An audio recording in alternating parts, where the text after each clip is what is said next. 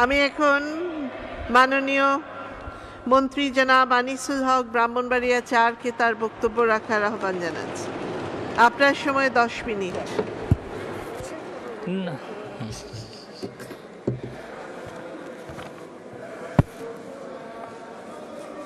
ধন্যবাদ মাননীয় স্পিকার।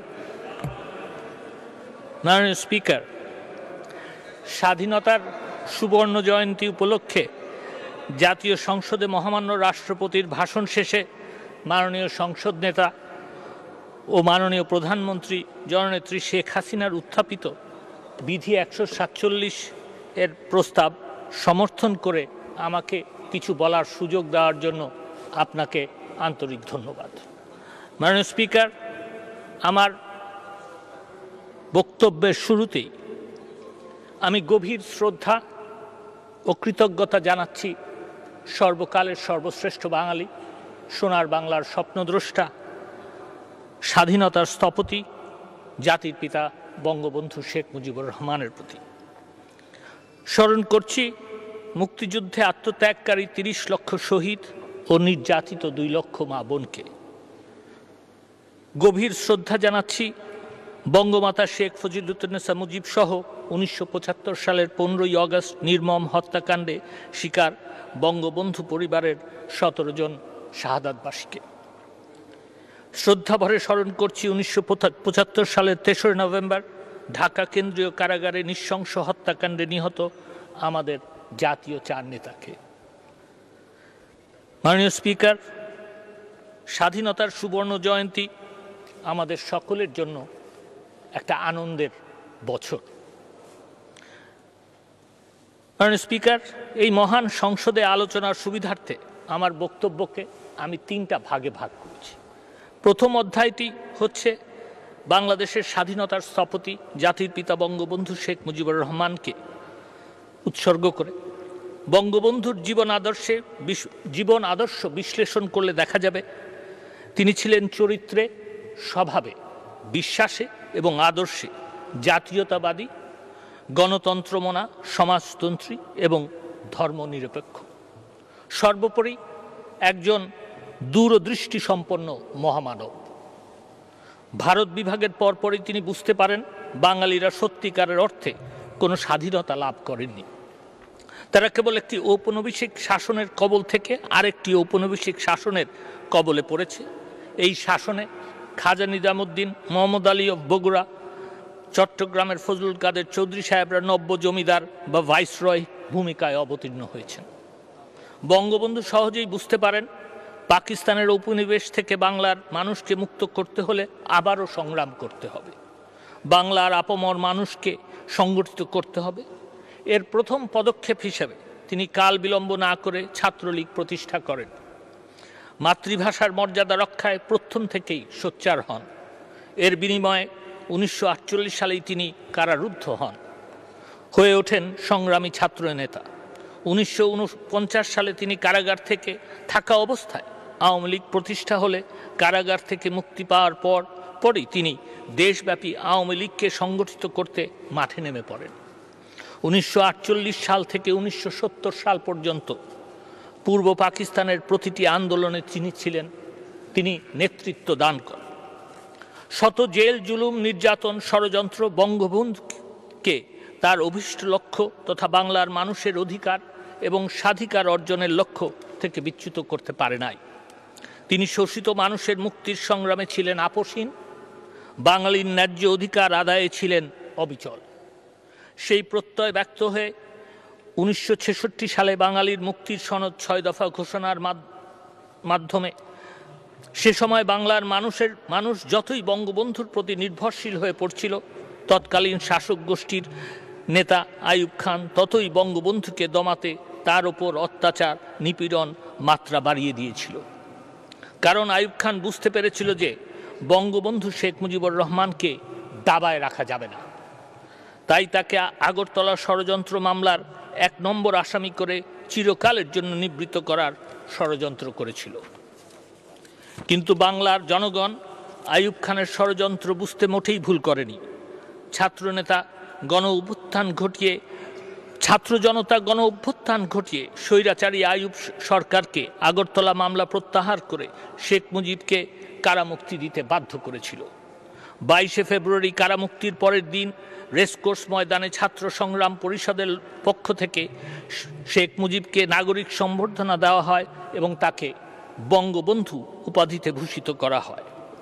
69-এর গণ অভ্যুত্থানের প্রভাব পড়ে 1970 সালের নির্বাচনে। বঙ্গবন্ধু বাঙালি জাতির অবিসংবাদিত নেতা হিসেবে 1970 সালের নির্বাচনে পাকিস্তান জাতীয় পরিষদ এবং পূর্ব পাকিস্তান প্রাদেশিক পরিষদে আওয়ামী লীগ এর নিরঙ্কুশ সংখ্যাগরিষ্ঠতার বিজয় অর্জন করেন। কিন্তু পাকিস্তানের শাসক গোষ্ঠী এই রায় মেনে নিতে পারে নাই। তারা সংসদ অধিবেশন ডাকার ব্যাপারে তালবাহানা শুরু করে।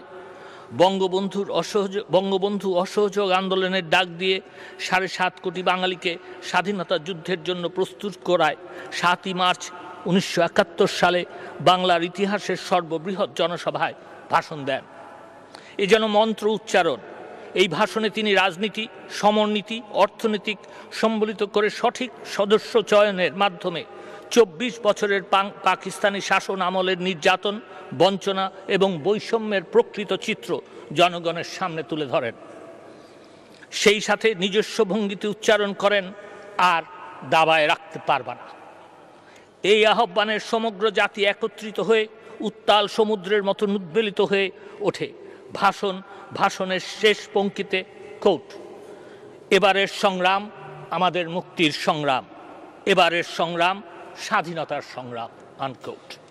এই প্রত্যয়দীপ্ত আহ্বানে মুহূর্তে তেঁতুলিয়া থেকে টেকনাফ এবং জাফলং থেকে সুন্দরবন মুক্তিগামী মানুষ মুক্তিযুদ্ধের প্রস্তুতি নিতে থাকে। বঙ্গবন্ধুর 7ই মার্চ ভাষণ সৃষ্টি করেছিল এক অনবদ্য ইতিহাস। কারণ বঙ্গবন্ধুর এই ভাষণ স্থান, কাল, দেশের গণ্ডি ছাড়িয়ে এমন এক শিখরে পৌঁছেছে যা বিশ্বের মানব জাতির কাছে সাংস্কৃতিক সম্পদে পরিণত হয়েছে। সবচেয়ে আশ্চর্যের ব্যাপার, এই ভাষণের কোনো পাণ্ডুলিপি ছিল না। মুখে মুখে এই ভাষণের প্রতিটি শব্দ বাঙালি ধারণ করেছে এবং সেই পথ ধরেই এগিয়ে গেছে, পেয়েছে বহু কাঙ্ক্ষিত স্বাধীনতা। দেশ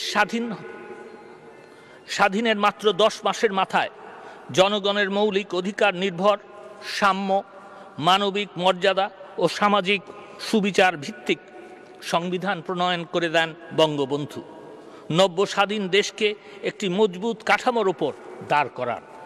তিনি সাধারণ মানুষের ন্যায় বিচার নিশ্চিতের জন্য শক্তিশালী বিচার ব্যবস্থা প্রণয়ন করে দেন।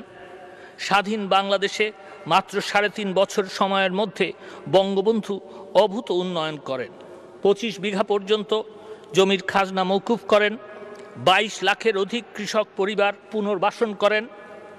প্রায় 38,000 প্রাথমিক বিদ্যালয়কে জাতীয়করণ করেন। মুক্তিযুদ্ধের সময় শিক্ষকদের পাওনা 9 মাসের বকেয়া বেতন পরিশোধ করেন। পরিত্যক্ত শিল্প কারখানাগুলোকে জাতীয়করণ করেন। রিলিফ প্রথা ও রেশনিং প্রথা চালু করেন। খাদ্য উৎপাদনে স্বয়ংসম্পূর্ণতা অর্জন এবং ক্রমান্বয়ে বৈদেশিক সাহায্যের ওপর নির্ভরশীলতা হ্রাস করার উদ্যোগ গ্রহণ করেন। যুদ্ধবিধ্বস্ত দেশকে রাজনৈতিক স্থিতিশীলতা ও অর্থনৈতিক পুনর্গঠনের পথে চালিত করেন। এশিয়ায় তার পররাষ্ট্রনীতি শান্তি, সহযোগিতা, জোট নিরপেক্ষতা নতুন দিগন্তের দ্বার খুলে দেয়। একই সাথে বিশ্ব শান্তির একজন একনিষ্ঠ অগ্রদূত হিসেবে জুলিও কুরি শান্তি পুরস্কার অর্জন করেন।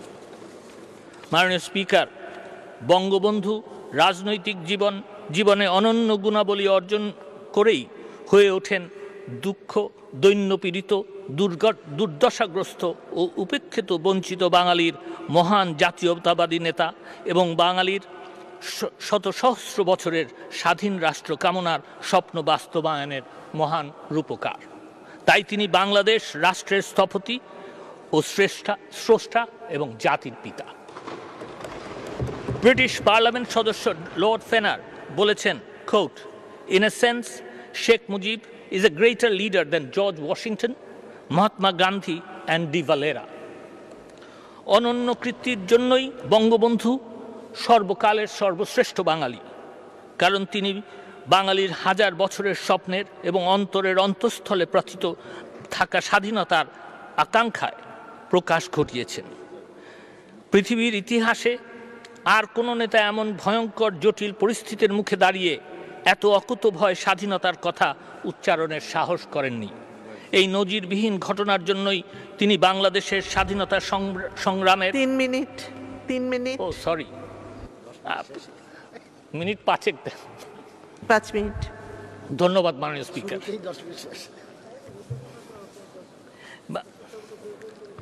তিনি বাংলাদেশের স্বাধীনতা সংগ্রামের অসংবাদিত নেতা, নিজস্ব রাষ্ট্রসত্তাগত বাঙালি জাতির পিতা এবং বাংলাদেশ রাষ্ট্রের স্রষ্টা।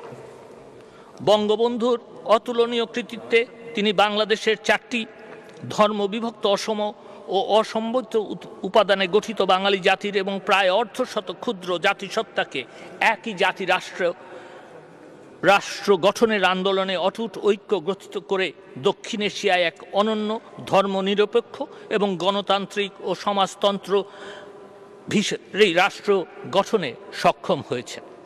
এরকম সাফল্য নজিরবিহীন। এদিকে লক্ষ্য রেখেই মার্কিন যুক্তরাষ্ট্রের মানবাধিকার তাত্ত্বিক অস্টিন ডেইসি বলেছেন, coat, Thomas Jefferson could have learned a lot about secular democracy from Sheikh Mujibur Rahman. মাননীয় স্পিকার, আমার বক্তব্যের দ্বিতীয় অধ্যায়ের নাম দিয়েছি অন্ধকার অধ্যায়। অধ্যায়টির সূচনা হয় 1975 সালের 15ই আগস্ট কাল রাত্রে এবং তা চলে একটানা 21 বছর। এই অধ্যায়ে বঙ্গবন্ধু হত্যাকাণ্ড, জাতীয় 4 নেতা হত্যাকাণ্ড, কুখ্যাত ইনডেমনিটি বিল অধ্যাদেশ জারি, বঙ্গবন্ধুর খুনিদের পৃষ্ঠপোষকতা ও পুরস্কৃত করা, রাজাকার আল বদর আল শামস ও যুদ্ধ অপরাধীদের রাষ্ট্র পরিচালনায় নিয়ে আসা, ক্যান্টনমেন্টে কু এর নাটক করে শত শত লোককে বিনা বিচারে হত্যা করা সহ বাংলাদেশের ইতিহাসের সবচেয়ে ঘৃণ্য ও কলঙ্কজনক ঘটনাগুলো স্থান পেয়েছে। আরও স্থান পায় অবৈধ ও অগণতান্ত্রিক পন্থায় রাষ্ট্রীয় ক্ষমতা দখল, এইটাকে ওনারা বলেন আইনের শাসন। ক্যান্টনমেন্ট থেকে রাজনৈতিক দল গঠন, আইনের শাসন। মুক্তিযুদ্ধের চেতনাকে ভুলণ্ঠিত করার ষড়যন্ত্র, মুক্তিযুদ্ধের চেতনার প্রতি তাদের দায়বদ্ধতা। আর ছেঁড়া গেঞ্জি হয়ে যায় ড্যান্ডিয়া 9, 1 স্পিনিং মিল, 1 টেক্সটাইল মিল সহ বড় বড় শিল্প কারখানা। আর ভাঙা সুটকেস থেকে বেরিয়ে আসে কোকো জাহাজ। কৃষক টাকার বিনিময়ে সার চাইতে গেলে বন্দুকের গুলি, ওনাদের গণতন্ত্র। অন্ধকার অধ্যায় অন্যতম প্রধান বৈশিষ্ট্য ছিল বঙ্গবন্ধুর আইনের শাসনকে আস্থা করে নিক্ষেপ করা এবং বন্দুকের নল দেখিয়ে দেশ শাসন করা। মাননীয় স্পিকার, আমার তৃতীয় অধ্যায়ের নাম দিয়েছি সোনালী অধ্যায়। 1996 সালের 23শে জুন বঙ্গবন্ধুর সুযোগ্য কন্যা জননেত্রী শেখ হাসিনা কর্তৃক বাংলাদেশের প্রধানমন্ত্রী হিসাবে শপথ গ্রহণের মাধ্যমে এই অধ্যায়ের সূচনা হয়। শপথ নিয়েই তিনি জনগণকে আইনের শাসন ফিরিয়ে দেওয়ার সাহসী পদক্ষেপ নেন। বিচারহীনতার সংস্কৃতি দূর করতে 1996 সালের এই নভেম্বর মাসেই কুখ্যাত, আজকেই বোধহয় 26শে নভেম্বর, ইনডেমনিটি অধ্যাদেশ বাতিল করেন এবং এর মাধ্যমে বঙ্গবন্ধু হত্যাকাণ্ডের বিচারের পথ উন্মোচন করে দেন। এরপর যা হয়েছে তা আপনারা সকলেই জানেন। মাননীয় স্পিকার, শুধু আইনের শাসন প্রতিষ্ঠা নয়, কৃষি, স্বাস্থ্য, শিক্ষা ও যোগাযোগ সহ প্রতিটি ক্ষেত্রে একটি দেশ গড়ার জন্য মৌলিক যেসব জিনিস প্রয়োজন সেগুলি প্রতিষ্ঠায় জননেত্রী শেখ হাসিনা এবং তার সরকার অবিরাম কাজ করে যাচ্ছে। তার ফলশ্রুতিতে আমরা দেখতে পাই আজকে বাংলাদেশ খাদ্যে স্বয়ংসম্পূর্ণ। করোনায় অতিমারীকালীন জনগণের স্বাস্থ্যসেবা চালু রাখা সম্ভব হয়েছে। মাননীয় স্পিকার, আমি একটু করোনাকালীন সময়ের কথা বলি। মাননীয় স্পিকার, ওনারা বলছেন যে করোনার সময়, তার আগে এই বিএনপির নেতা হারুনুর রশিদ সাহেব একটু বলে গেলেন একটু আগে, যে খালি বিদেশে চিকিৎসার জন্য বাঙালি চলে যায়। ওনারা তো 21+5 26 বছর দেশে এই দেশে শাসন করেছেন, আমি বলবো সেবা করেন নাই, শাসন করেছেন।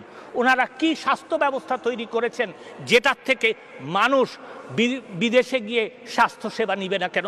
মাননীয় স্পিকার, আমি একটা সত্য কথা বলি, এখনো বাংলার গরিব জনগণ তারা চায় ঢাকা মেডিকেল কলেজ তাদের যেন চিকিৎসা হয়, তারা চায় যে তাদের বঙ্গবন্ধু মেডিকেল ইউনিভার্সিটিতে যেন চিকিৎসা হয়, কারণ তারা বলে তারা সেখানে চিকিৎসা পায় এবং কম খরচে চিকিৎসা পায়, বিনা খরচে চিকিৎসা পায়।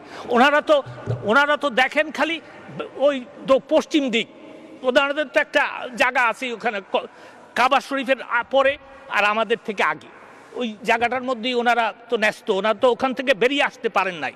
তো সেই কারণে মাননীয় স্পিকার ওনারা খালি এইসব কথা বলেন।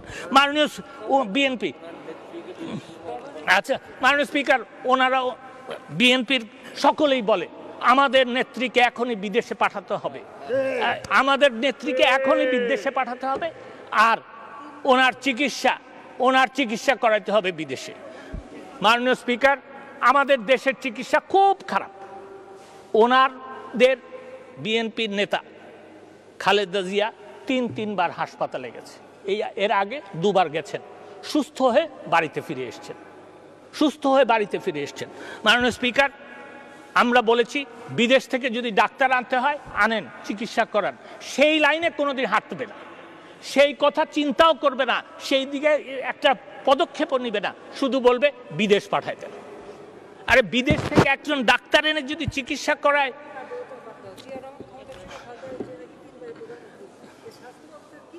আমি তো সেটাই বললাম যে ওনারা একটা উন্নয়ন সঙ্গে সঙ্গে হয়ে যায় না, এটা ওই ভাঙ্গা সুটকেসের থেকে আলাউদ্দিনের চেরাগ না যে কোকো জাহাজ হয়ে যাবে। এটা করতে হলে প্রথম ভৌত অবকাঠামো দাঁড় করাতে হয় এবং মাননীয় প্রধানমন্ত্রী জননেত্রী শেখ হাসিনা এই 12 বছরে সেটা করেছেন। এইটার ফল আগামী 12 বছর দেখবেন, এটার ফল দেখবেন। ওনাদের আইনের শাসনের কথা মাননীয় স্পিকার আমি আপনাকে তো বললাম যে ওনাদের আইনের শাসন হচ্ছে করে গুলি করে মেরে দাও, বিচার নাই। বঙ্গবন্ধু শেখ মুজিবকে হত্যা করে বিচার করা যাবে না, আইন করতে হবে। আর ওনাদের নিজেরটাও করে না, কি বলবো, যাক ওটা নিয়ে আমার কথা নয়। আমার কথা হচ্ছে যে 21 বছর ওনারা এখানে এসে বলেন যে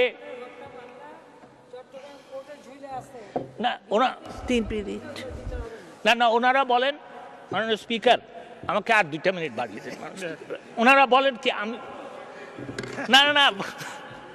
ওনারা বলেন কি যে আমাদের সময় আইনের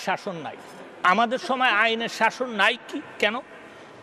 তার কারণ হচ্ছে আমরা মাননীয় স্পিকার, আমি বক্তৃতা বলেইছি যে জননেত্রী শেখ হাসিনা আইনের শাসন ফিরিয়েছেন, বঙ্গবন্ধু হত্যা মামলা করেছেন, জেল হত্যা মামলা করেছেন, মানবতা বিরোধী ও স্বাধীনতা বিরোধীদের বিরুদ্ধে যে মামলা সেগুলি শেষ করেছেন। এগুলি তো ওনারা করেন নাই। ওনারা তো ইনডেমনিটি অর্ডিন্যান্সের সংস্কৃতিতে বিশ্বাস করেন, সেই জন্য ওনারা, এটা তো আইনের শাসন না। উনি নির্বাচনের কথা বলছেন, আমি ঠিক বুঝলাম না মাননীয় স্পিকার, ইট ইজ স্যাড যে একজন অত্যন্ত ভাষণ দিতে পারেন একজন সংসদ সদস্য, তিনি যদি আরপিওটা না পড়ে আসেন, তিনি যদি আরপিওর কথা এখানে এসে বললেন ওনারা কিভাবে নির্বাচিত। আরপিওর মধ্যে তো আছে আনকন্টেস্টেড ইলেক্টেড হতে পারে। আমি বলি মাননীয় স্পিকার, আনকন্টেস্টেড ইলেকশন কেমন করে হয়? যখন ইলেকশনের শিডিউল অনুযায়ী যেই দিন নমিনেশন পেপার উইথড্র করার দিন, সেই দিন পর্যন্ত যদি কোনো ক্যান্ডিডেট না থাকে তাহলে তাকে আনকন্টেস্টেড হিসাবে ডিক্লেয়ার করা হয়, এটা আইনে আছে। ওনাকে আমার এইটা দেখাইতে হবে, এটা তো আমার ছিল না। এখন ওনাকে আমি একটু বললাম আপনি আইনটা দেখেন, আইনের যদি দেখেন এটা আছে তো কালকের থেকে আর এই কথাটা বলেন না। আর আমি জানি যে আইনে এটা আছে, so I would request him not to say such illegal thing in this parliament.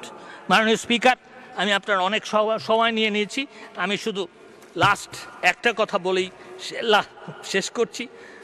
মাননীয় স্পিকার, বঙ্গবন্ধুর সুযোগ্য কন্যা মাননীয় প্রধানমন্ত্রী জননেত্রী শেখ হাসিনা আজ যে বাংলাদেশ বিনির্মাণ করছেন, আমার বিশ্বাস তিনি দিশারি হিসাবে বর্তমান ও ভবিষ্যৎ প্রজন্মকে একটি স্বাবলম্বী, মর্যাদাপূর্ণ ও আত্মবিশ্বাসে ভরপুর বাংলাদেশ উপহার দিয়ে যাবেন।